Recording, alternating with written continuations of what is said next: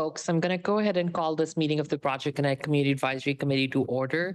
It's October 9th, it's 5:03 p.m. and we're at the Austin Transit Partnership Office Boardroom at 203 Colorado Street, Austin, Texas, 78701. We have a few of our committee members joining us virtually as well. I'll start with the call to the roll call and we'll go down. So this is Chair Azhar. I am here. Vice Chair Summers. I'm here. Mr. Brooks. Here. Mr. Crossley. Here. Mr. Hendricks. Present. Miss Berry. Here. Mr. Gorse. Here. Mr. Garza.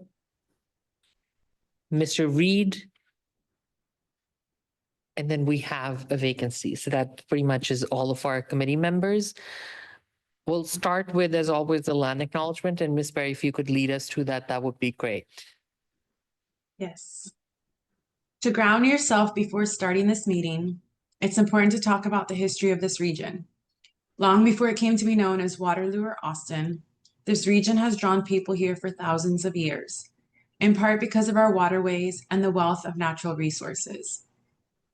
This region has been home to the Tankawa, the Coahuiteca, as well as the Comanche, Lipanapache, Sana, Humanos, and many others I may not have named who were also caretakers of this land. I highlight this history because Native and Indigenous peoples are routinely erased from the conversation, referred to as having disappeared or having been conquered. Native and Indigenous peoples are still here and present in what we now call Austin. The pursuit of white land ownership, profit, and so-called progress has harmed Black, Indigenous, and people of color in this city. The effects of the legacy of settler colonialism, the theft of land, slavery, and genocide are still felt and present with us today. It's vital to keep this history in mind as you do this important work and to make a commitment to stop perpetuating the cycle of violence against Black, Indigenous, and people of color. Thank you, Ms. Berry. Appreciate that. This takes us to public comment. We don't have anybody in the room, but if we have someone virtually who's attending and would like to speak, if you raise your hand, we can make sure that you have the ability to speak.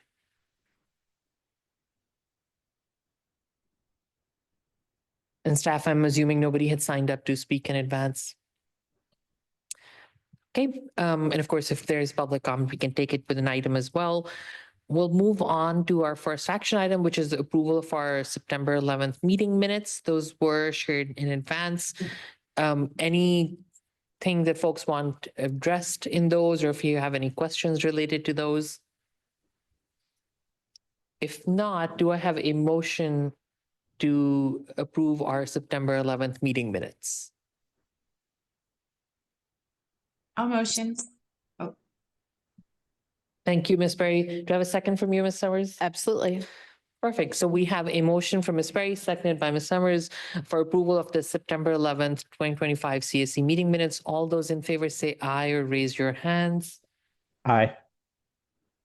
That passes unanimously. Thank you all so much.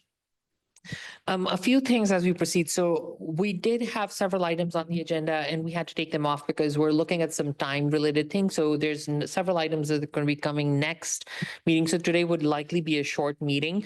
One of those is the community initiated solutions application recommendations.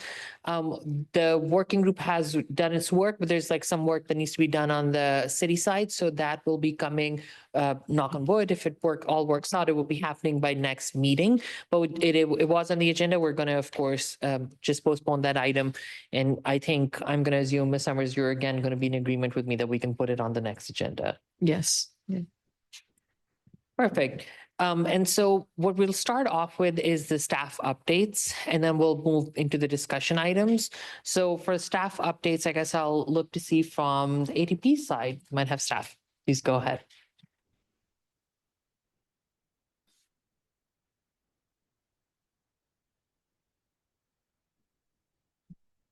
Okay. Good evening, CAC. My name is Jocelyn Vokes and I serve as Vice President of Public Involvement here for the Austin Transit Partnership. And we bring a few updates for you today. So You may be well aware that we're about to step into the design build of our system. So we just wanted to let you all know that ATP is in 2 active solicitations to bring on 2 progressive design build teams next year. And these teams will be responsible for carrying forward the design work and then ultimately constructing the project. And so we're looking forward to that. But that's when we do a whole nother iteration of community engagement around the design of the system. And also know that we're completing a robust design review process with our partners at the City of Austin and Cap Metro. And we will continue design coordination on our new designer builder when they come on board, when those 2 teams come on board. We're also looking forward to presenting to you next month because we're doing a planning for a program to support businesses during construction.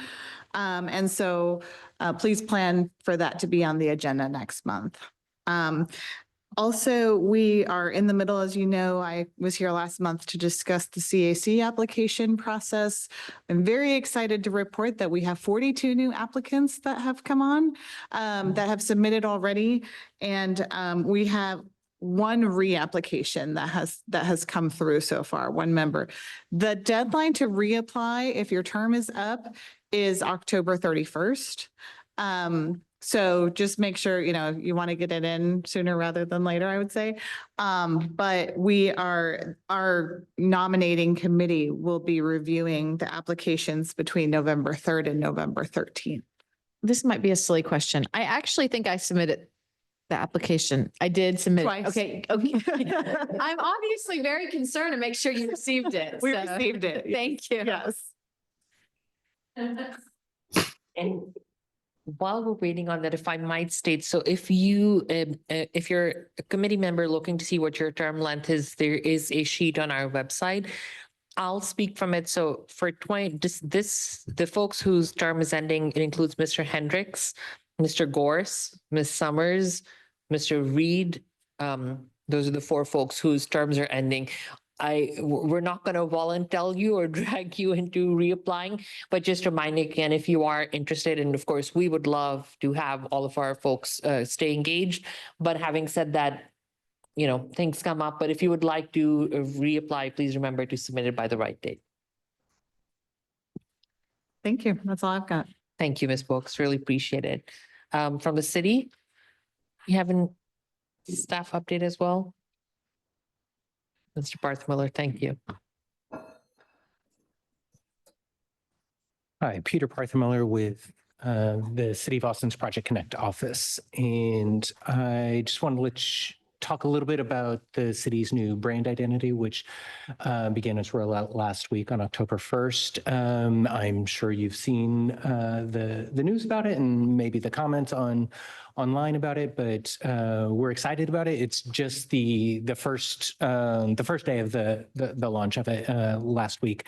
It will the transition to the new logo and the new brand identity will be done processed and handled over 3 fiscal years, just trying to do it in a fiscally prudent sort of manner so that not all costs are incurred right in one budget cycle. But yeah, we're excited about it.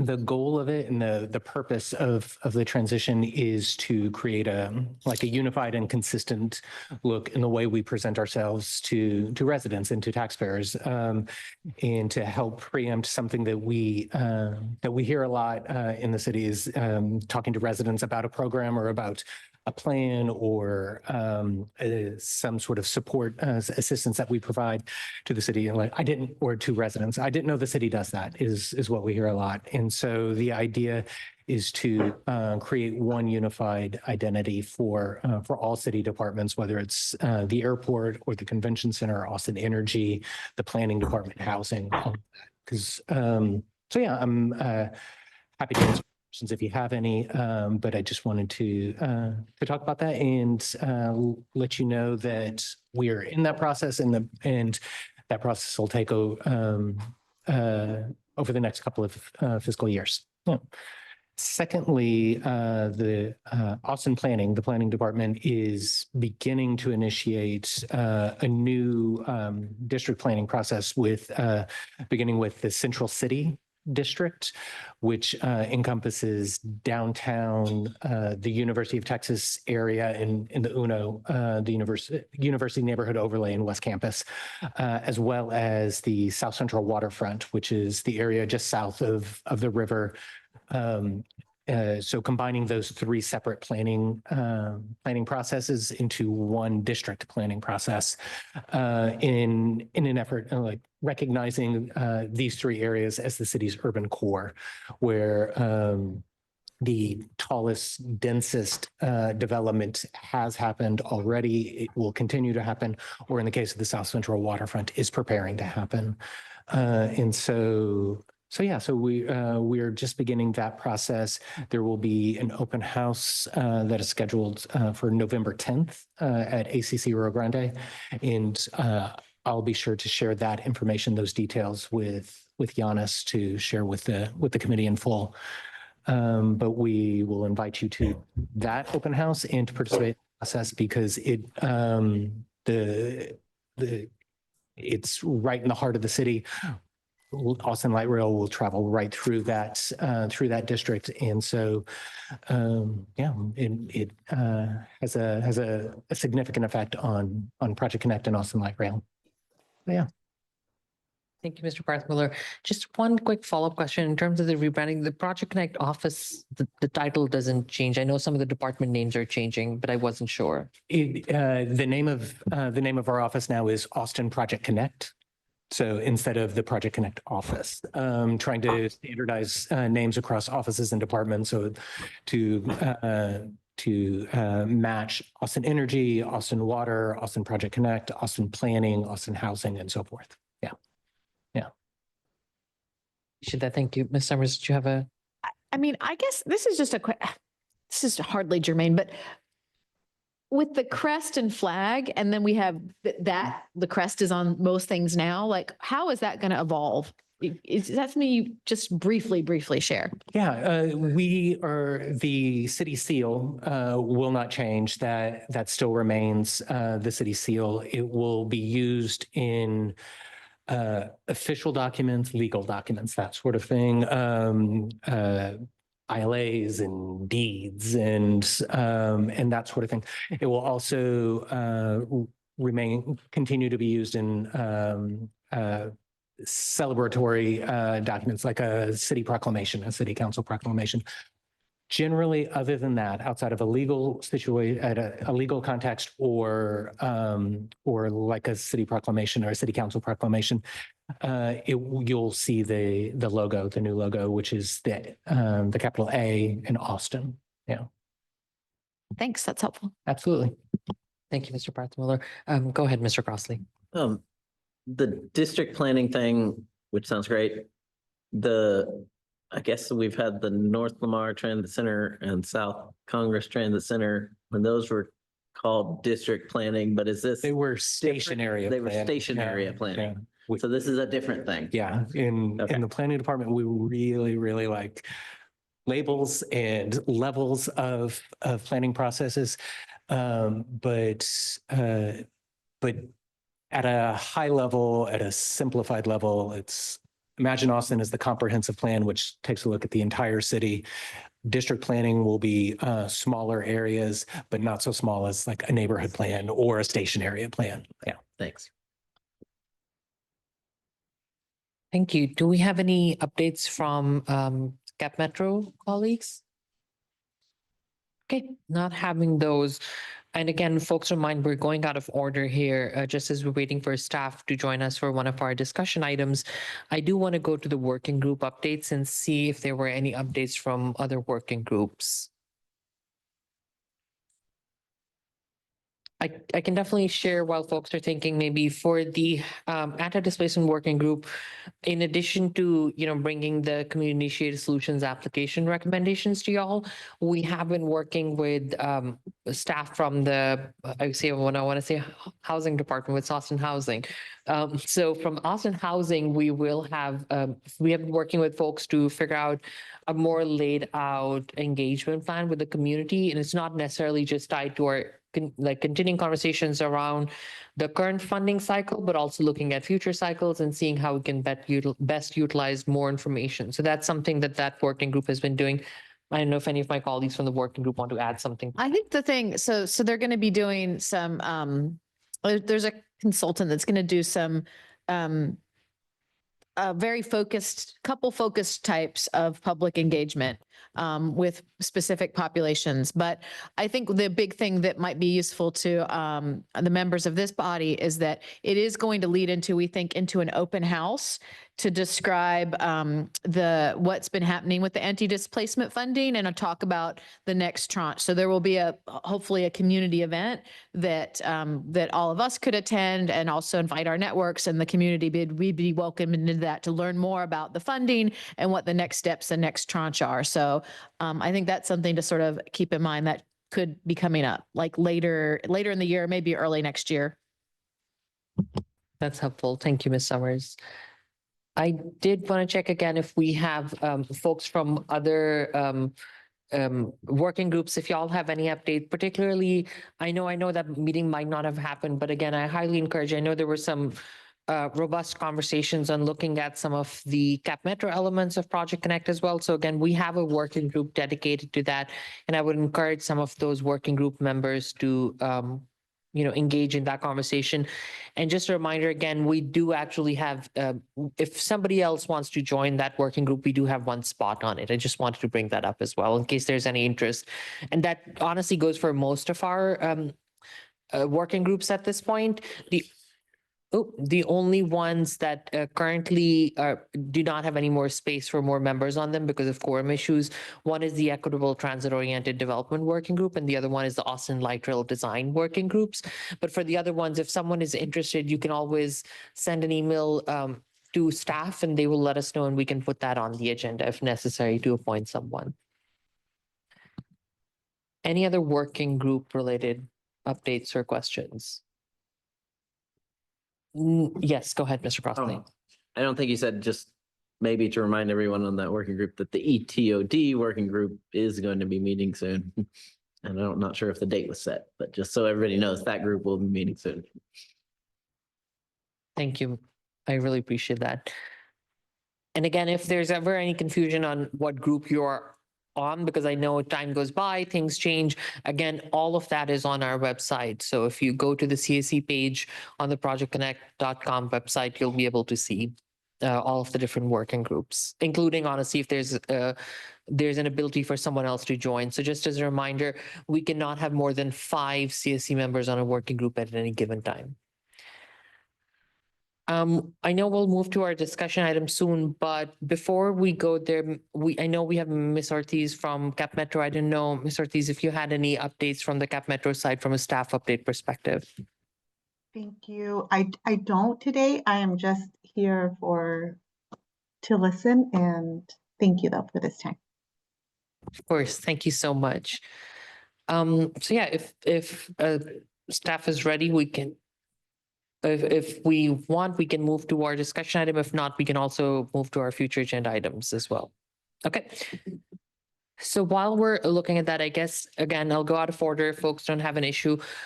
Any future agenda items and meeting conversations that we have. So we have 2 already on there. One is looking at the business plan that Ms. Wilkes was talking about. We also will have the community initiated solutions application recommendations. We will have that back on the agenda as well. And then in addition to that, we might have some recommendations from the anti-displacement working group regarding the next funding cycle as well. But that's something we're still considering the timeline around. Are there other agenda items that folks would like to ask for at this time? Yes, go ahead, Ms. Murray. It's more of a question. Is there a place where we have our requests for for agenda items. And mainly because I know there is an agenda item we've requested, and I feel like I bring it up in every meeting, and I just don't know if that like am I supposed to keep bringing it up in these meetings, or is it just there's a place where we have requests that just takes time due to staff or getting the information or reports or anything like that? So internally, staff has a list that the chair and the vice chair have access to as well. So it's part of our sort of agenda meeting. We go over that. So once you state it, we do list it. However, I'll be honest, it does help me if people bring it up again. I really do not mind it. It tells me of two things. One, it reminds me of things that are in the pipeline, so that's helpful. And the second piece of it is it also sometimes helps with figuring out the cadence or urgency of a request, so that's helpful as well. So, Ms. Berry, if you want to honestly go ahead and repeat your request, I would highly encourage you to do that. Yes, it's about the and I'm trying to remember if you guys gave me a response on it when I brought it up last time, so forgive me.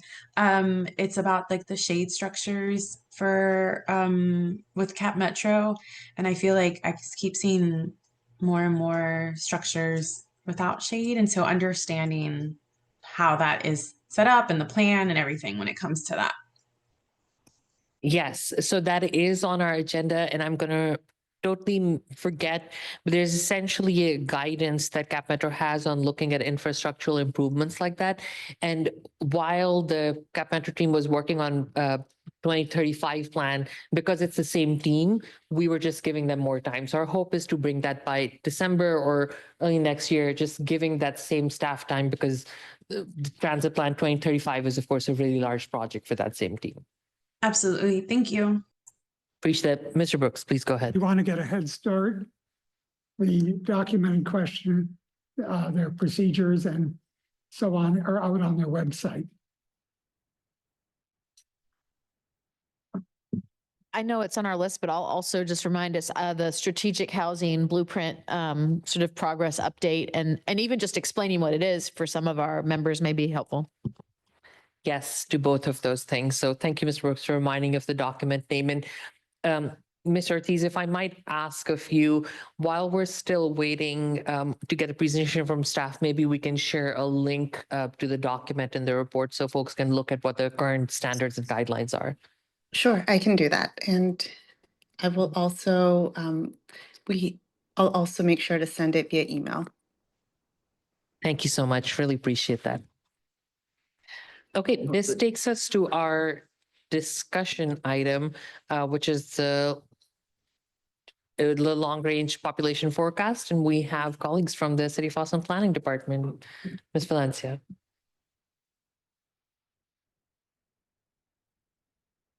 This guy? Yep. Awesome. Okay. Yes, thank you for inviting me to join you today to talk about the Delphi Trends and Imagine Austin forecast. As you mentioned, it's a long-range planning forecast that we've put together to not just understand, how much Austin is projected to grow into the future, but what parts within Austin and some of the surrounding area will be growing more and becoming more dense. And we include population and employment forecasts in this work. So let me go ahead and get started. Okay. So this is our team really quickly. And Nick Smith is actually no longer on our team. He was a temporary staff member and has now moved on to a permanent position within the planning department as well. But I wanted to include him here because he was critical in the production of our employment projections. But it's this small team here that put together all the work that's part of the population forecasts and help to facilitate a number of these meetings. So let me give you a little bit of a background on the, let me see, I'm trying to, maybe I have to press it really hard. There we go. Oh, whoa. Okay, let's go back. Okay. I'm gonna get it. Maybe I can give you control of it. Is that okay? Thank you so much.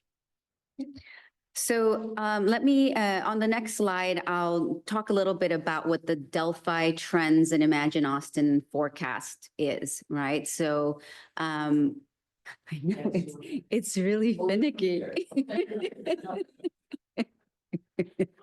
There we go. That's the slide. So DTI forecast is the way we typically refer to it, but it really stands for Delphi Trends and Imagine Austin. And so what is Delphi Trends and Imagine Austin? So the Delphi, as many of you all may be familiar, is related to the Oracle of Delphi, but it is a method that was developed by the RAND Corporation to really help decision makers and policymakers navigate times of uncertainty. And it came about during the 1950s after World War II, and was mostly used in the Department of Defense. But it's, a method that we've adopted and many have adopted to really try to fill in blanks where there is unknown knowledge by gathering experts with information that can help to fill in some of those knowledge gaps.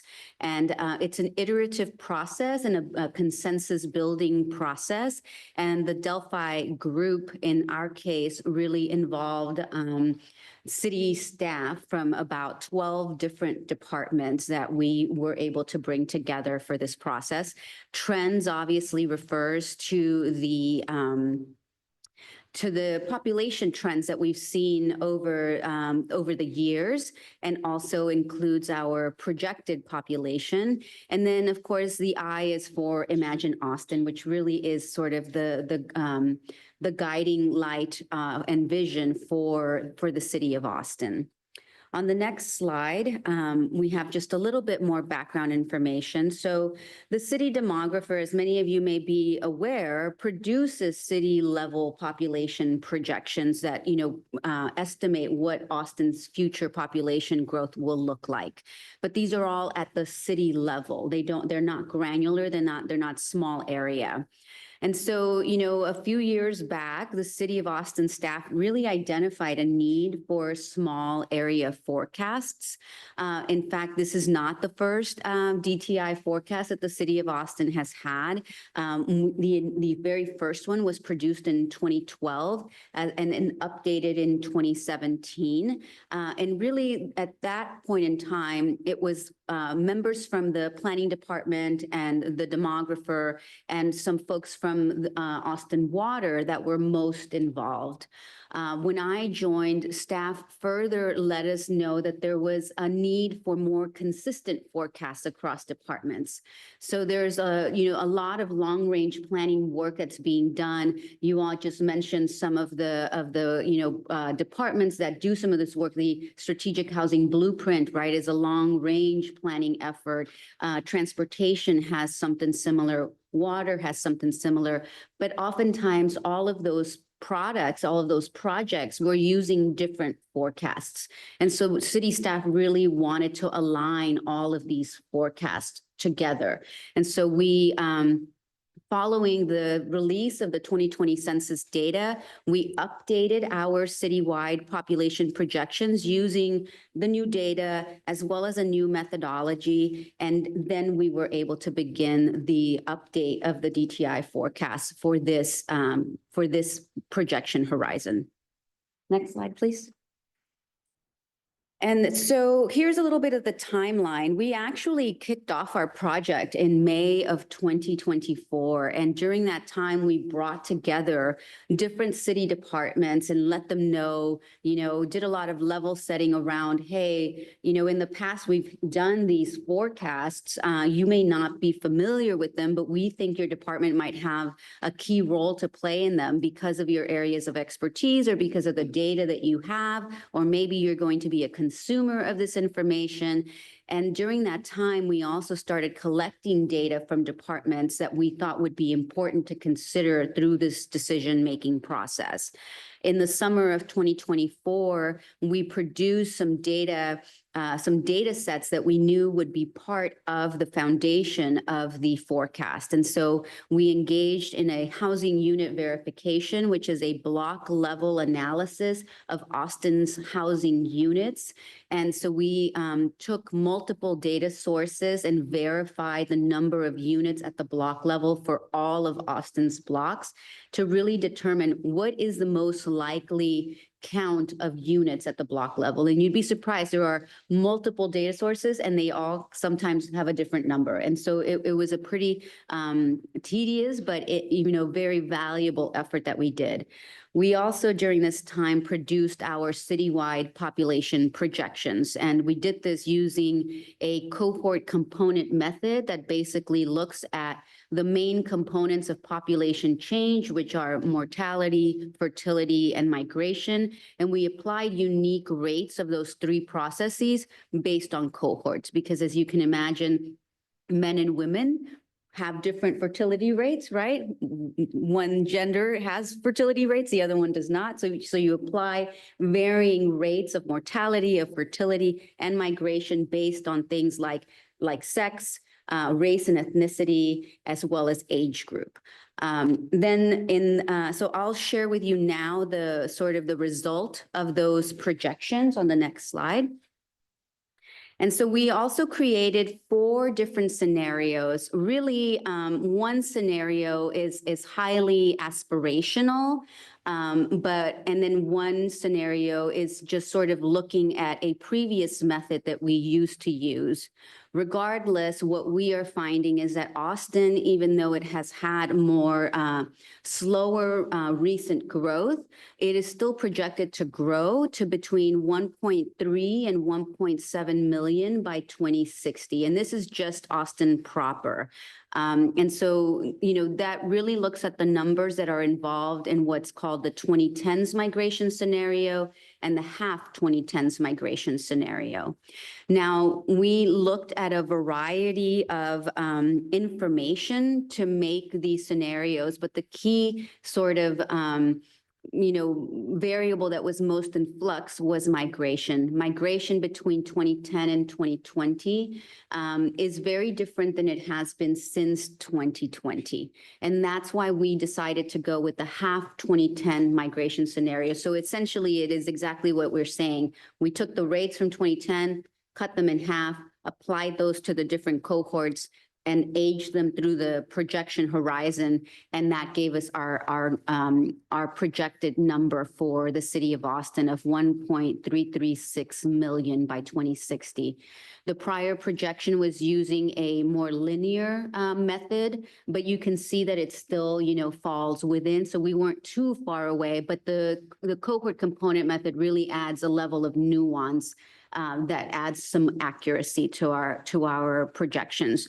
The 2010s migration scenario, if we were to continue to grow the way we were growing then, our population would be projected to grow to 1.7 million.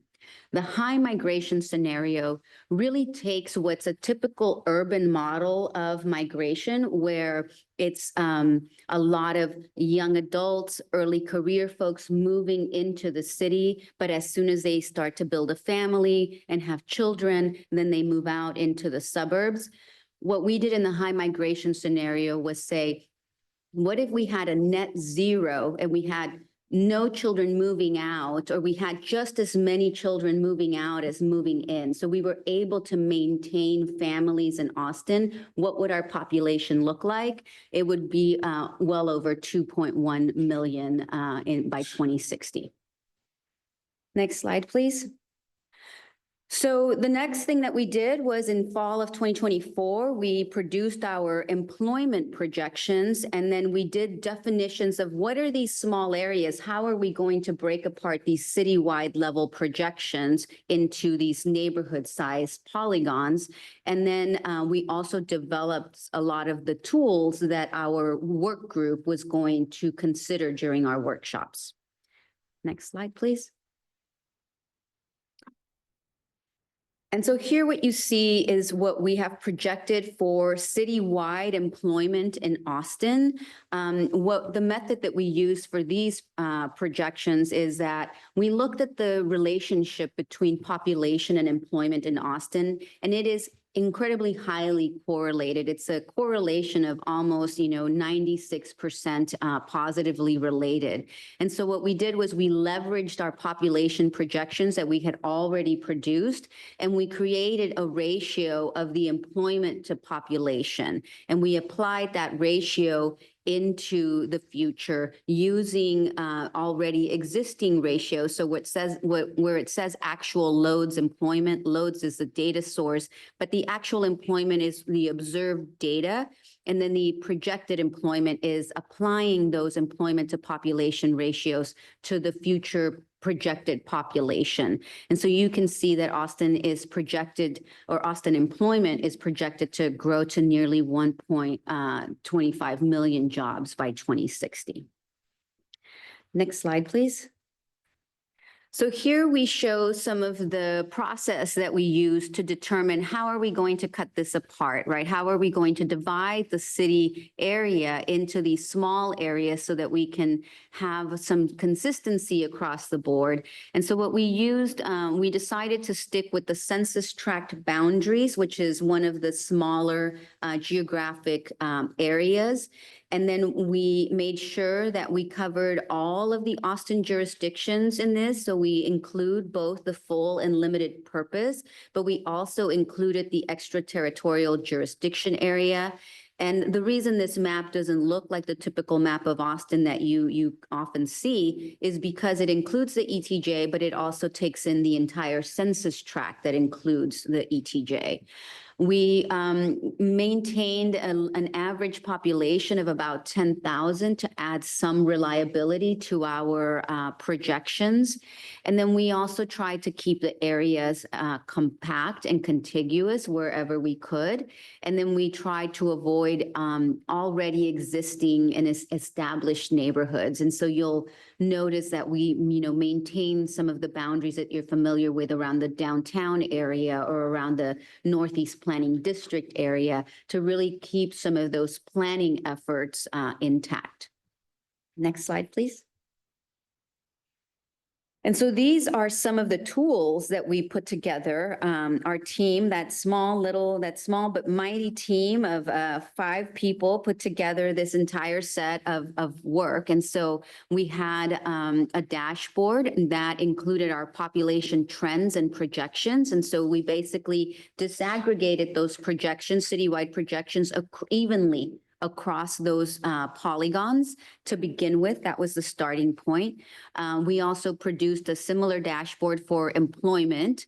And then we produced some contextual layers that looked at environmental restrictions, that looked at infrastructure, planned infrastructure, year built around housing, where our waterways are, and had those contextual layers as restrictions and just additional information to help with the decision making. We also, the work group developed a propensity for change index. So we took a lot of these contextual layers and really created an index that identified areas that were most likely to change. All of this information was considered to develop the forecast, but it was not prescriptive. So we did not say the propensity to change index must be X in order for this polygon to increase by this size population or anything like that. There was a lot more nuanced information in the decision making. Next slide, please.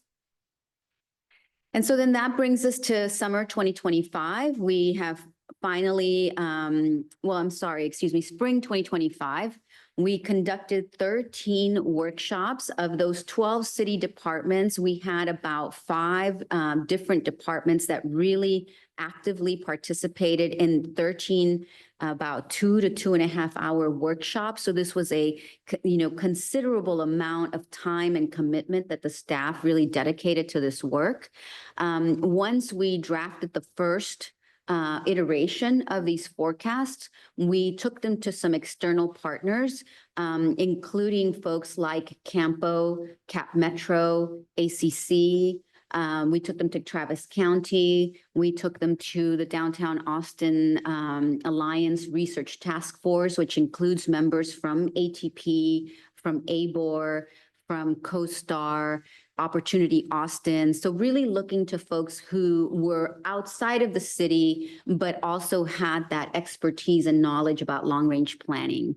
And summer of 2025 is when we finally produced all of our final data sets and published those, published a dashboard and some maps, a report, and we have been now disseminating to departments, letting them know of this product so that they can start to incorporate it into their work. And we also, as part of this effort, have planned meetings throughout the community to help to disseminate this to other partners now that this is a final product. Next slide, please. So these are the main departments that helped with these or participated in these workshops. So Austin Water was, one of the first people that was involved in the original set of the DTI forecast. And so they were highly involved again. We used the water forward projections to, guide us, especially in those areas outside of the city in the ETJ, because the water service area goes beyond the city of Austin boundaries. Austin Fire staff were there, Austin Planning, Economic Development, and Housing. On the next slide, I will share with you the actual results of our forecasts and the DTI work group forecasts. So what we're seeing here is that, of course, Austin's population is projected to densify, right? And you can really see that the densification will be happening in that central core. You can see this looking across the different decades that central core really stands out. And we're looking here at forecasted population density, which of course indicates the population per square mile. The DTI forecast really shows that the areas around the University of Texas, around downtown, East Riverside are really going to have the highest population densities out to 2060. And of these, downtown is forecasted to have the biggest increase in population density over the forecast period. The area, especially surrounding the phase 1 of Austin Light Rail project, is also forecasted to continue to densify. And eventually our city of Austin population is projected to grow by over 300,000 people between 2020 and 2060 to a total population again of 1.3 million. Next slide, please. This next slide, if you click, if you kind of go back, it's kind of a time lapse. And so right now it's landing on 2060, but if we go back one slide, we should be able to kind of see it go through and go to the next one. And sorry, the other way, yeah. So, well, it's a time lapse, but basically it shows the same thing decade by decade, but in movement. And so you can kind of see where those pockets start to grow in density. What we're looking at now is actual population, total population by decade. You should have a copy of the presentation. And so if you're curious to see that time lapse, just make sure to click twice on that single slide to kind of see that video go through. But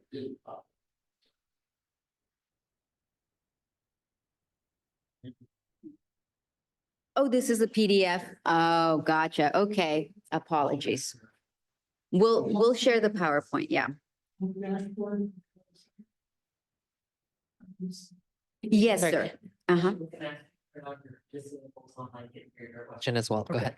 I just asked whether the same slides were available on the Austin Demographics website. So the slides are not available on our website, but I'm going to connect you with our full story map collection. And so you'll have Oh. all of the data and all of that, the dashboard and all of it to go through.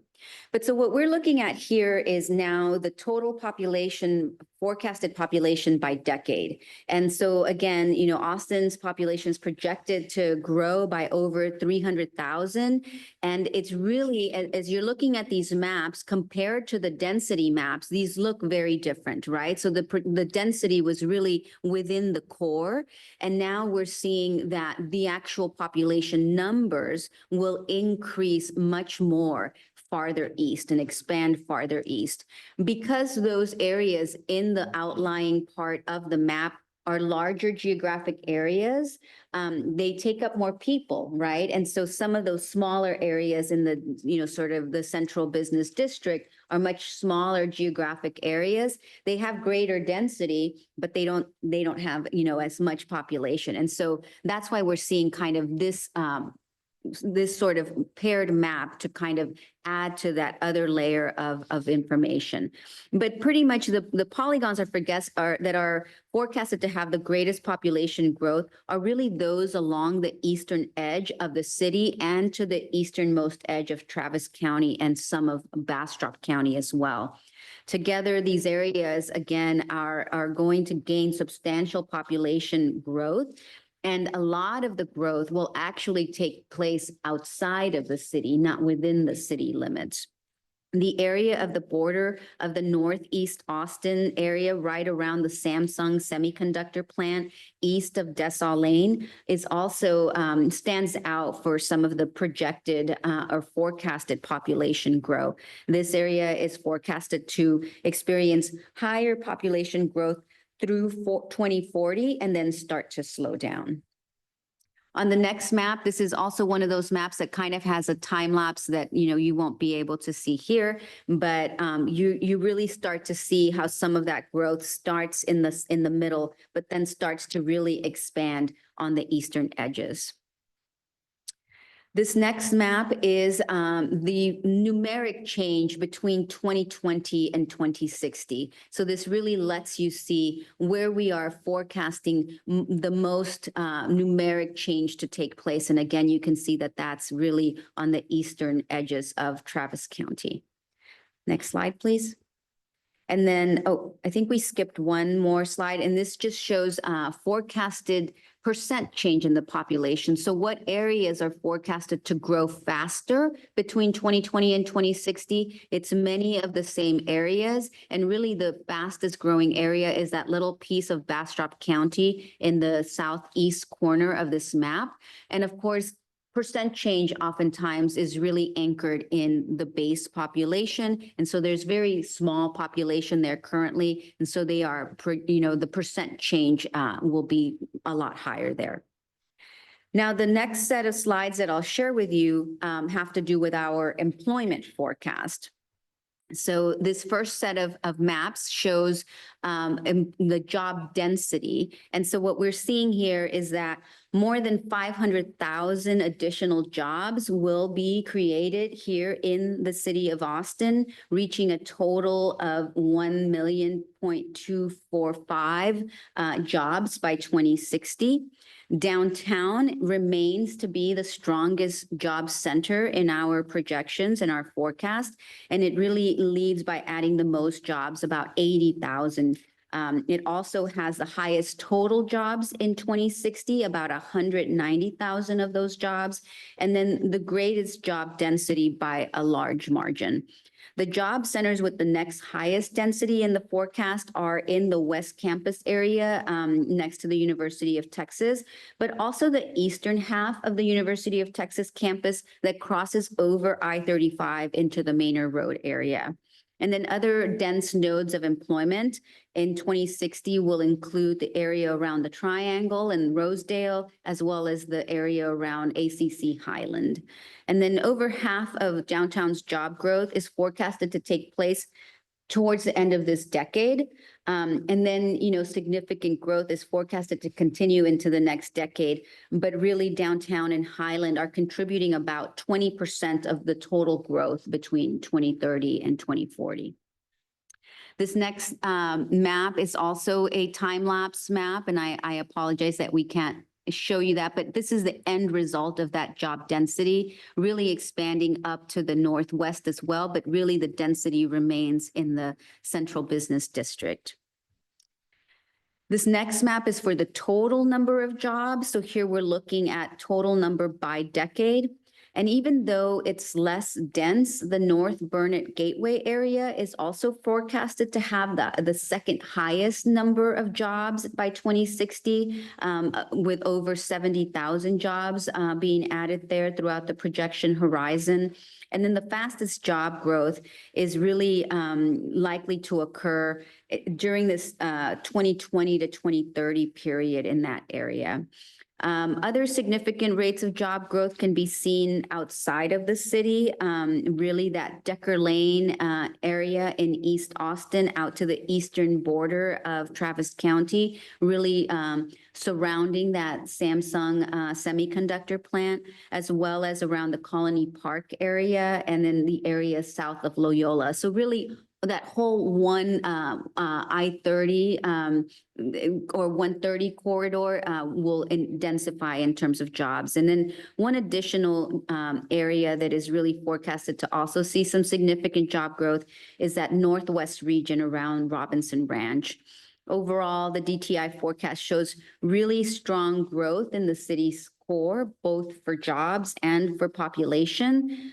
And then at the same time, the forecast indicates that there will be also significant job and population growth emerging towards the east of part of the county. And next slide is the time lapse, and then we can go to, we can really skip through these maps because they're kind of just, the same talking points. But this map I want to show you because it is highly related to the work that you're doing. We took a couple of areas of the city and highlighted, sort of what our forecast was showing for those areas. And one of those areas was the initial light rail line as shown here. And what we're showing here is that population along the light rail corridor is forecasted to grow by nearly 100,000 and also increase in density. You'll recall that I mentioned that the city of Austin overall would be adding 300,000 in population. So the Project Connect corridor is adding 1/3 of all of that population in this forecast. So the overall population density is forecasted to grow from about 7,043 people per square mile to over 11,000 people per square mile. And the initial light rail or the light rail areas around the University of Texas, downtown, and the East Riverside corridor are forecasted to have the highest densities along the corridor. Jobs along the light rail corridor are also expected to grow over the forecast projection horizon. And they really indicate a 75% increase in jobs by 2060. Next slide, please. And then this, I have two more slides for you. This one really kind of just focuses on, well, how are we going to be using this information at the City of Austin? And really, there's a number of use cases that we've identified and that the working group has helped us to identify. But absolutely, this information could be used to inform district planning. It could be used to inform utility demand projections, for monitoring metrics around whether we're meeting our infrastructure goals or not. Clearly for transit planning, for strategic planning around housing production and more. And then this next slide includes a link. If you click over the image, even on the PDF, you should be able to get to the website that includes our entire story map collection. The story map collection includes the report with some of the key insights that I have noted for you. It includes a dashboard that you can sort of select individual polygons and see what the projected employment and projected population will give you. And then there is a video guide that will show you how to use the dashboard. There's map layers if you want to download the map data and apply to your own analysis. And then we also include the methodologies both for the DTI forecast and for the projections for employment and population. And I'm being told that the link isn't working, but we will get you the link. And that's what I put together for you today. I know I talk kind of fast and there's a lot of information in the slides that I've shared with you. So if you have any questions, I'm happy to answer. Thank you, Dr. Valencia. We'll start with Ms. Berry. If you want to go ahead and ask your question, you just put it in the chat if you just want to ask it, and we'll maybe stop sharing our screen so we can see folks online as well. I forgot what piece it was. Dr. Valencia, first of all, thank you so much for this presentation. This is great. A lot of really important information. I hope that a lot of entities take advantage of seeing this information, and thank you to you and your small and robust team for everything that you did to put this together. I did put it, when did you share it and to where? Because you said you shared the presentation. I was just curious where you shared the presentation or where it was shared to us, because I didn't see it in my email. Yeah, it'll be a part of when Sophie normally sends it out, but we'll get you a copy of the PowerPoint. Okay, great. Thank you. And I guess I did have a question. Can you clarify what you guys consider downtown when you're talking about like the density and the growth that's occurring? What is the area that you saying when you say downtown? Yeah, so basically we stuck with the census tract boundary of the downtown area. And so really it goes, from Rainey Street on the east all the way to, I think it's like 6th Street. I'd have to take a closer look at the specific boundaries that are in the map, but it's really that little pointy center one in the middle of the map there. And then I think it goes all the way to 11th Street on the north end. Okay, thank you. Thank you, Ms. Berry. We'll open up for other questions as well. Mr. Crossley, I'm coming to you. I just want to acknowledge that we have committee member Mari Reed joining us as well. Go ahead, Mr. Crossley. Well, thank you so much. In my day job, have done a lot on these things, and so I could have all kinds of questions. So trying to think about where best to go with this. I maybe just in terms of map nerd things, the numeric change map and the percent change maps, I object to. And just in Texas transportation planning, percent change maps and numeric change maps where there are different size shapes are repeatedly used to allocate funds to sprawl and to take money from the city of Austin and spend it outside the city of Austin. And that's done at the regional level over and over and over again. And so that's why either a density map, which or a map of totals that have equal size squares or whatever can solve for those problems. And just constantly we see money and attention allocated to high percent growth places, and high percent growth means a low denominator. It doesn't mean more humans needing services than usually. And so I just wonder why. I do know, I understand that if you just have a density map, that can leave people out too. Exactly. But there are ways to do it where you don't use the really manipulative maps. Well, I wouldn't consider our intent in displaying those maps to be manipulative. And of course, people can use data in a variety of ways. And that's why we share the data in the multiple ways, right? So that you get to see the density map.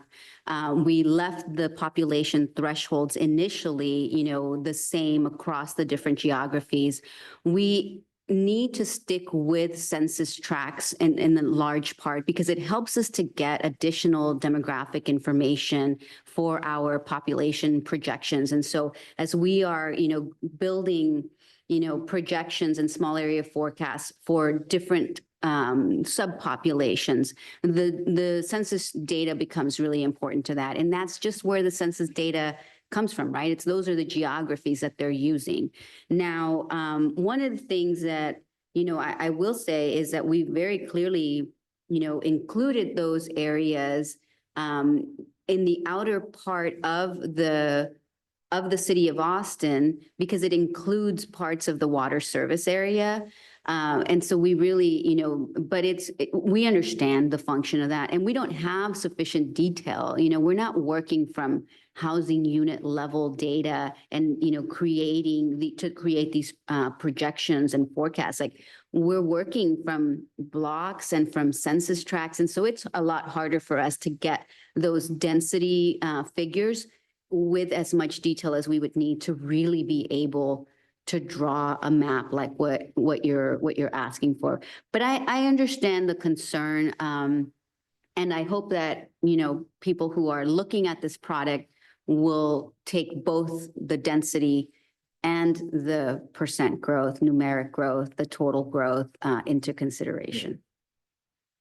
Yeah, and it is not easy, and just the point is that these exercises are used to tell stories that are used to allocate funds, and traditionally, and today in our region, those exact kind of stories are used to inequitably allocate attention and funds away from the city of Austin. And so I would hope the city of Austin could work harder to figure out how not to tell those stories accidentally. And I don't mean to lie, as I'm not, so the other part of this is just that, I'm an outlier, but I don't know if you've read the Farm City reports on Campo Regional Growth Forecasts and sort of critiquing the state demographer's process and things. But that there's sort of a problem in talking about forecasts being accurate because the forecasts determine the future. And the forecasts determine whether or not we will get federal funding for light rail in a way. And the forecasts determine the allocation of TxDOT funds, and the forecasts determine City of Austin housing decisions. And so the point is I always am advocating for equitable scenario planning to replace Delphi forecasts where you choose one forecast. And that I believe it's a problem to state a single forecast. So as you'll recall, we produced multiple scenarios in our projections. And then from those projections, we selected a recommended scenario. Right. And the forecast was produced from that. And so you'll notice that I'm also making a distinction between projections and forecasts, right? The projections are the ones where we develop the multiple scenarios, right? We talk about the possibilities of with the assumptions that we're making around migration, around fertility, and around mortality. These are the possibilities of what the projected population, will do. And in fact, that's how demographers do projections. We don't do forecasts. The small area forecast then takes that recommended scenario from us because we have to work with a number, right? And especially when we're trying to align these efforts, we have to get folks to align around a single set of numbers to then produce the forecast. The forecast was then informed by, that working group that came with the experience and expertise around where is growth happening, where do we see new development taking place, where do we anticipate that this is going to go, and at what rate. And that's where they applied their Delphi process to tweak the projections that the demographer had produced. But we're not saying, that this is the way it's going to be.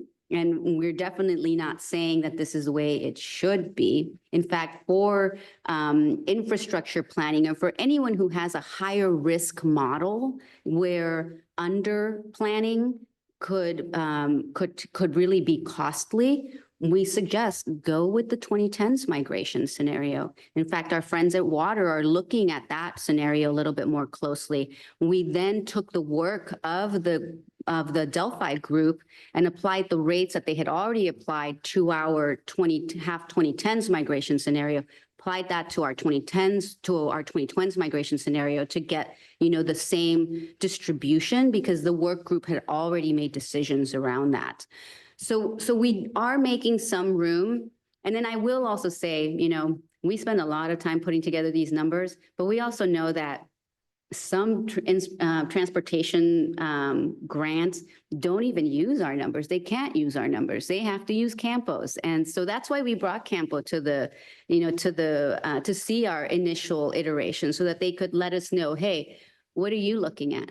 The other thing I should mention is we used a different baseline population for our projections than Campo uses. Our internal estimates really showed an undercount during the 2020 census. Campo's aware of this, but they're going with that 2020 number. And we're not, because we know that we were past 1 million in 2020, undercounted by about 30,000. And so Campo's projections are already starting from a lower place.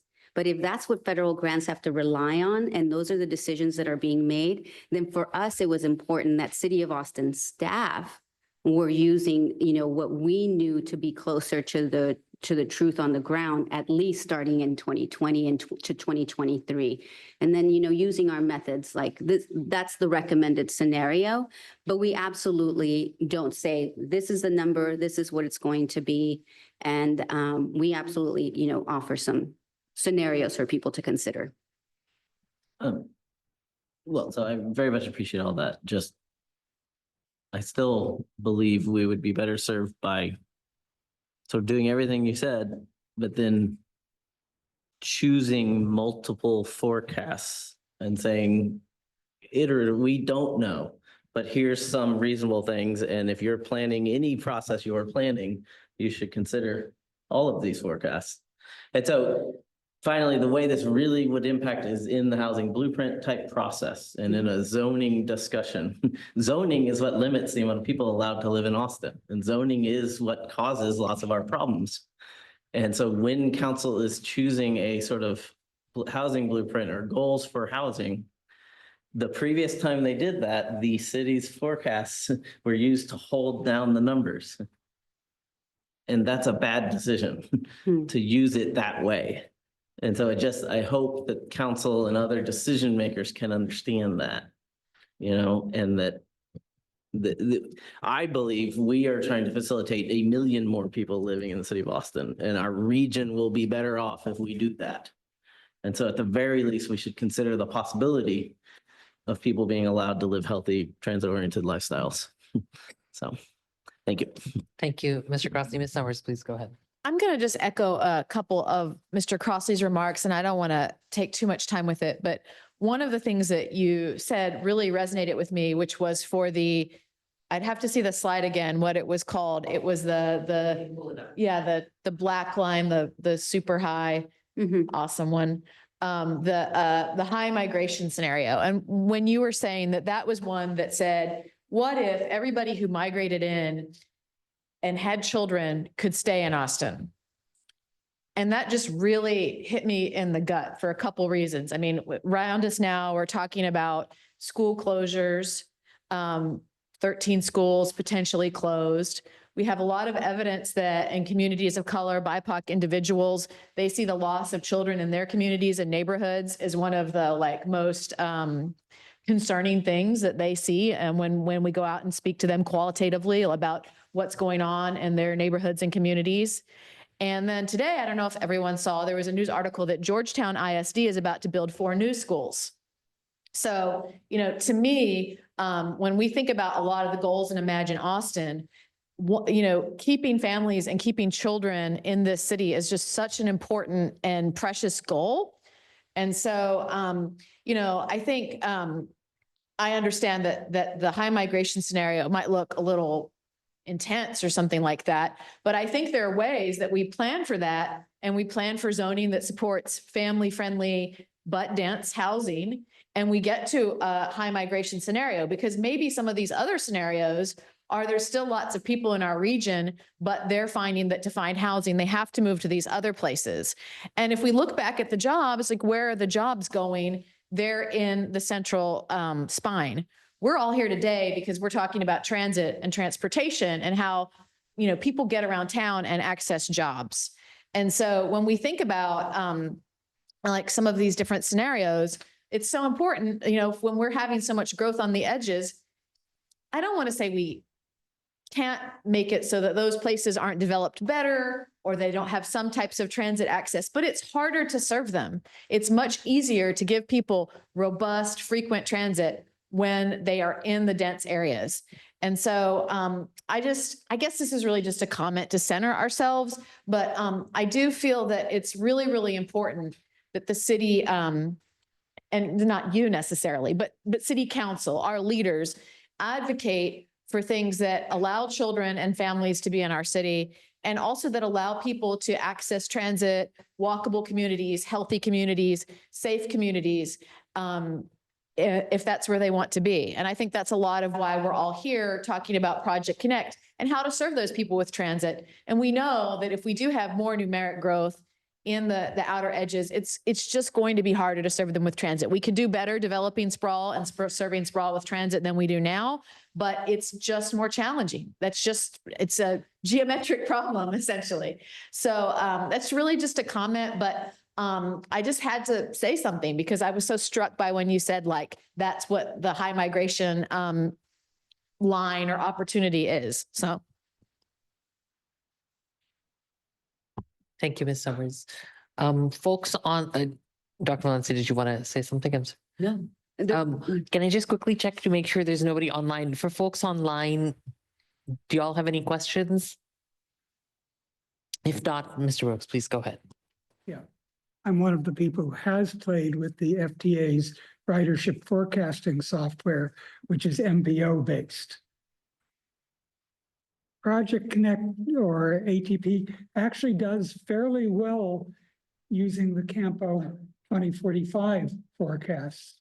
Am I saying, should they be forecasts or projections? I don't know. Those are projections. Have you yeah. talked to the woman who was sitting behind you, Jennifer Pine?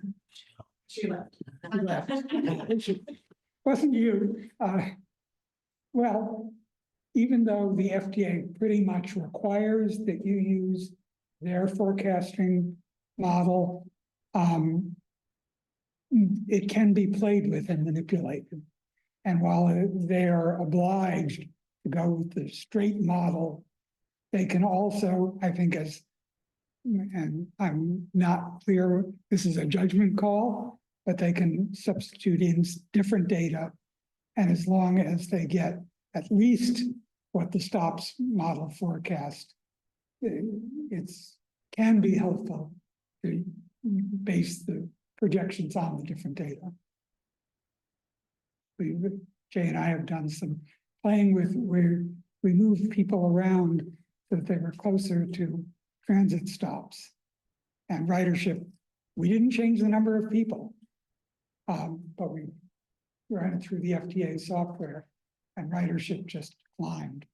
Of course. And so I guess what I'm hearing is that what you'd like to see is not a change in the total population, because the population projections derived through the demographic method really serve as the population control total, which is similar to the method that Campo uses. They use the state demographer's population as control totals, and then they move people around within the geography. And you're absolutely correct. There was not multiple scenarios of the forecast.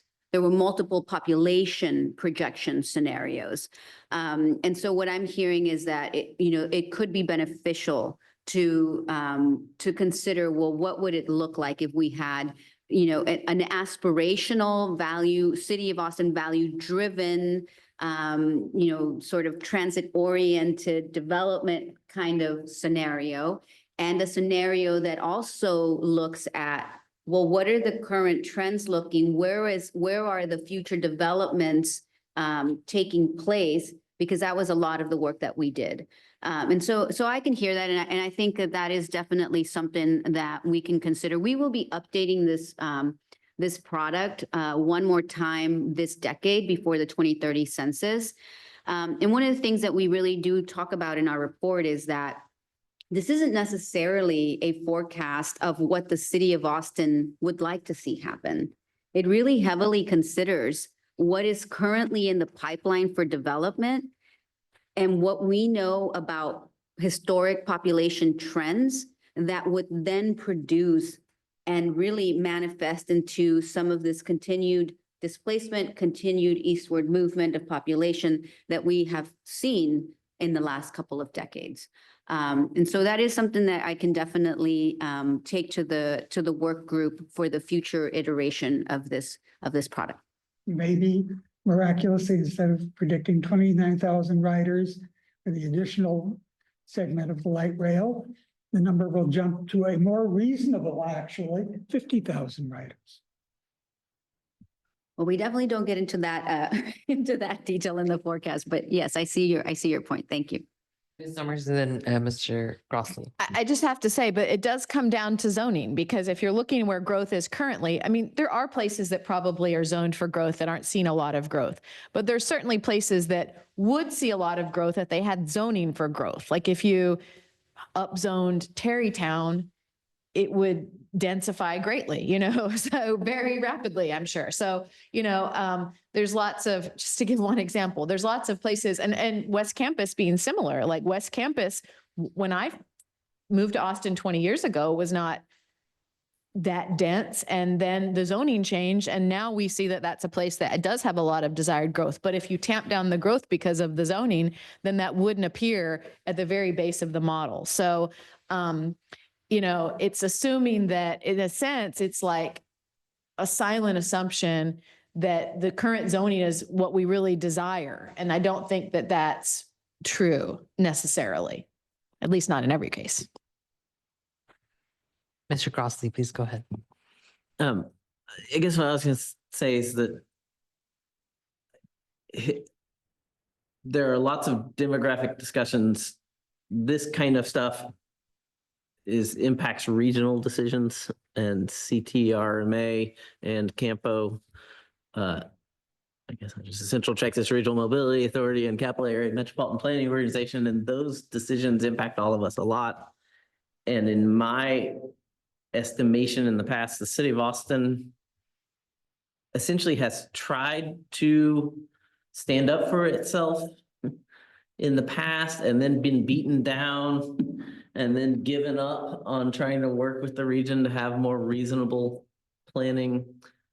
And the point is, I just would encourage engaging at a level, because it appears that you have developed a robust sort of set of data and understandings, and like we need you in those regional discussions, and we need the city to be representing itself at the regional discussions, and we need Travis County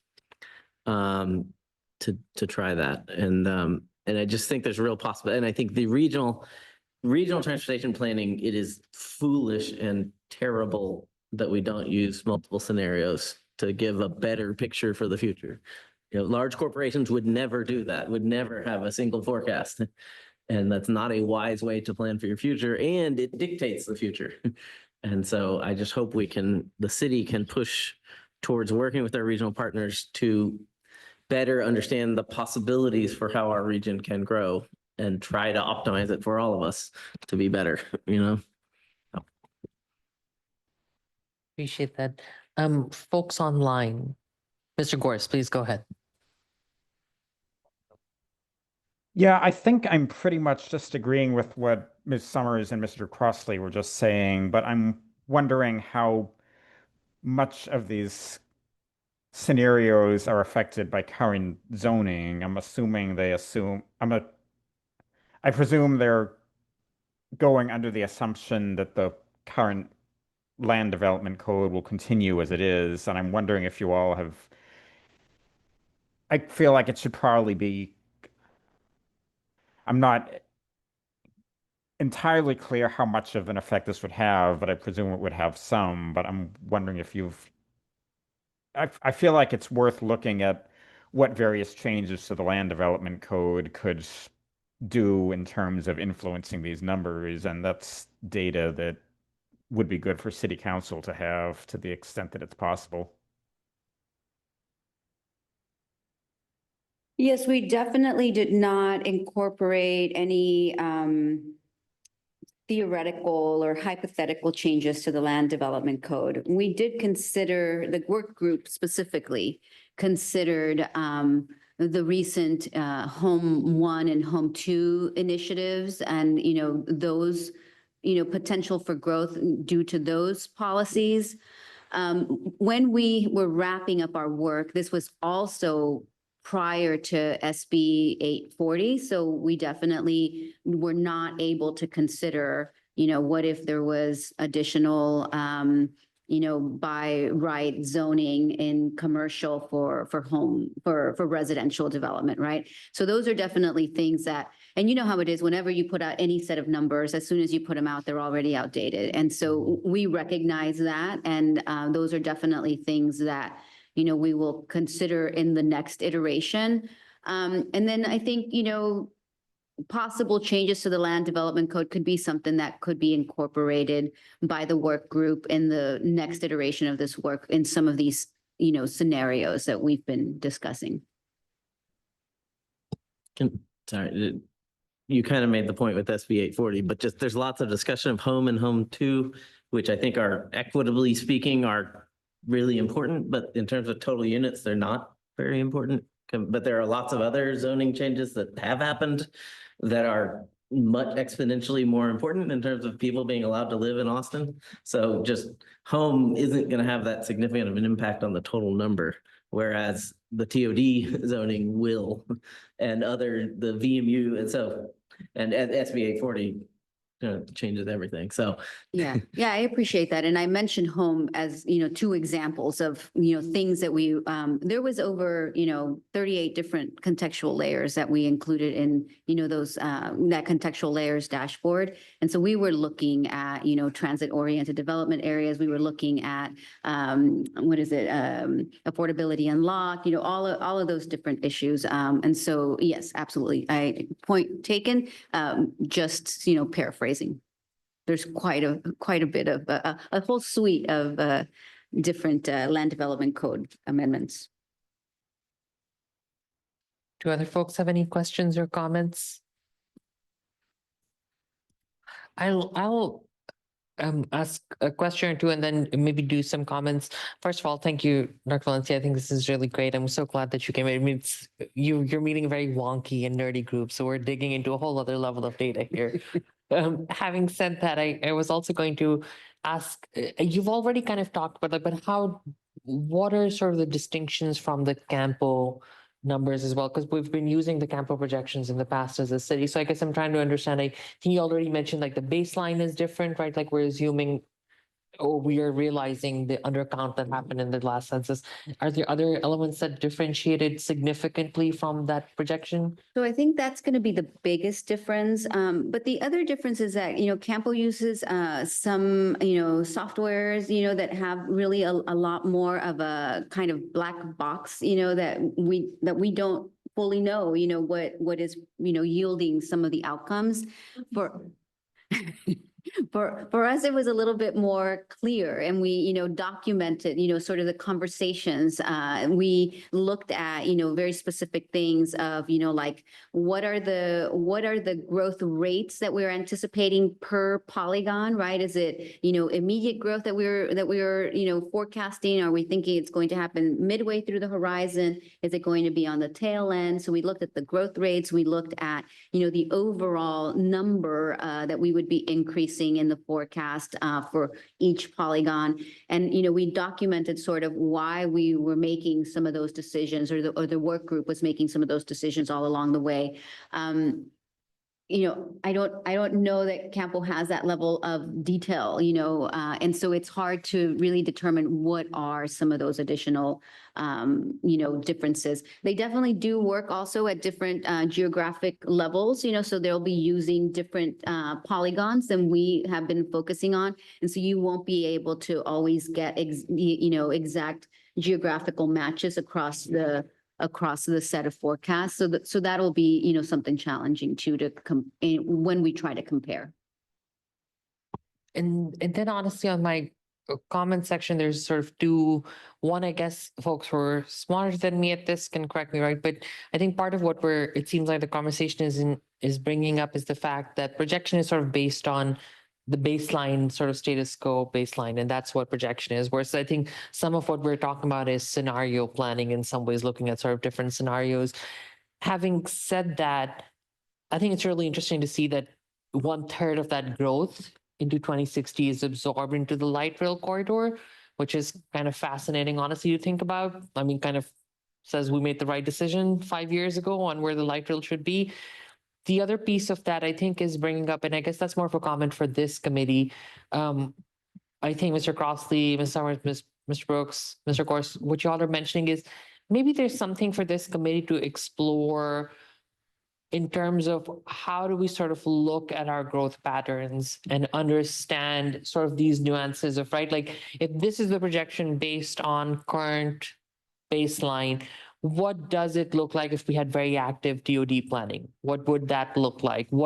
I'm also, we had that map and you can see really that most of the growth is in the downtown UT, slightly just north of UT area, and then really the Riverside Central part of it. All that said, you can really see that a lot of that growth is not happening on South Congress and further parts of North Lamar. So are there recommendations from this committee that maybe try to fill some of those zoning gaps or growth gaps? But essentially the idea being from this committee's perspective, we want to have residents living next to the light rail to leverage that investment as much as possible for our community. So I guess from that perspective, maybe it's something for us to think about. You just made me think of something that I thought of when you showed, one of the little details there is that I think a lot of planning tends to miss North Lamar, north of 183, and the North Lamar at Runberg is one of like the most dense parts of our region are East Riverside, downtown, campus, and Runberg.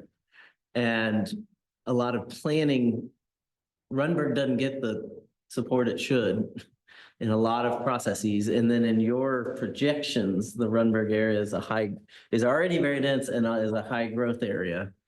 And the lack of light rail and BRT planning for Runberg is the great inequity of Project Connect. And there are reasons. The governor specifically has blocked that. But how can we better integrate the needs of the people of Runberg in transit planning is, I think, the one thing that I was like, that actually really showed that in your presentation. Mr. Brooks, go ahead. Just to point out that Cap Metro has per stop ridership data. Did you use that or do you know that it exists? Yes, we are aware that it exists. We had folks from transportation on our team. We also shared this draft like one of the initial drafts of the forecast with the Cap Metro team. They were involved in the discussions. Like I said, we had like over 30 different contextual layers. I can't remember if, we included specifically ridership in the contextual layers. The work group, I created the projections. The work group really went through all of that data and I was there with them. I can tell you some of the conversations I heard, but I really can't remember like every specific data point that they may have considered. I do want to add one last thing. I do want to say we did actually already get a request from Campo for these data. And so they are taking these data as part of the input for their forecasts as well. And so I think the regional, sort of collaborations, will be happening. And that's why we knew it was important to sit with that first draft with external partners like AISD and ACC and Campo and Cap Metro. And so, our conversation around the Cap Metro and Campo point and methodology reminded me of that. Yeah, Campo has appointed a subcommittee of the Transportation Policy Board that this month or next month is going to review Campo's approach to modeling and maybe addressing some alternatives. Go ahead. I think it's a quick question. I did try to look at the website earlier. I just realized that you were going to present and I was like, oh, I should go dig in. I could not find any documentation of who that work group is or what you just described as the documentation of all those. Is that public? Is that? Are those things published somewhere? So we identified the departments that participated in the work group in our report. We have not released the actual worksheets that the work group produced at every single workshop. But we have those. Sorry. So when you're saying work group, that's the internal, that's city departments. And in a way, not that I don't care, but that's fine. I think the city should internally talk about things. But that you discussed consulting with outside people, but I couldn't find anything saying who that was. Oh, so we do list them in the report as well, but it's in the text. It's not really. Yeah. You would have to read the report in detail to find that, but I appreciate that feedback because we can definitely, highlight the entities for sure that we spoke with. And then, we can discuss including the individuals there as well. Thank you. Any other questions or comments that folks might have? Go ahead, Ms. Berry. Remind me again when you said you're going to do this exercise or do this project again or the research again? Yeah, so what we're hoping, this process usually takes place every 5 years. So you noticed, we had done it in 2012 and then we did it again in 2017. This time we didn't get to do it until 2025 because there was a delay in the release of the 2020 census data.